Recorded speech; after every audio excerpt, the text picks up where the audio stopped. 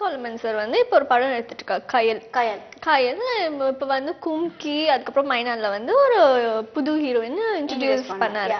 அதே மாதிரி இந்த படத்தையும் ஒரு ஹீரோயின் இன்ட்ரடியூஸ் பண்ணியிருக்காரு அப்படின்னு அவர் சொன்னாராம்.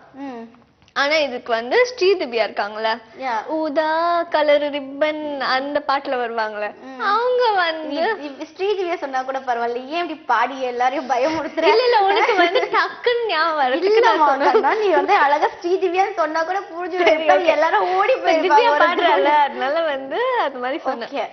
அந்த படத்துல வர ஹீரோ என்ன பண்ணிருக்காங்க, இல்ல அவங்க ஏற்கனவே தெலுங்குல வந்து சின்ன சின்ன கேரக்டர்ஸ் பண்ணிருக்காங்க அப்படின்னு வந்து இவங்கள பத்தி சொல்லிருக்காங்க. சரி இருக்கட்டும், சின்ன சின்ன கேரக்டர் பண்ணா அப்ப வந்து அது கேரக்டர் ரோல், ஹீரோயினா இன்ட்ரோ듀ce பண்றது நம்ம இவர்தானே, பிரபு சோலமன். எக்ஸாக்ட்லி. இது ஒருவேளை ஸ்ரீதிவ்யாக்கு வந்து ஒருவேளை ஜெல்லஸா இருக்கும். ஆமா, ஈகோ ப்ராப்ளமா இருக்கும் நான் நினைக்கிறேன். நீங்க பெரிய ஆயிடுவாங்க.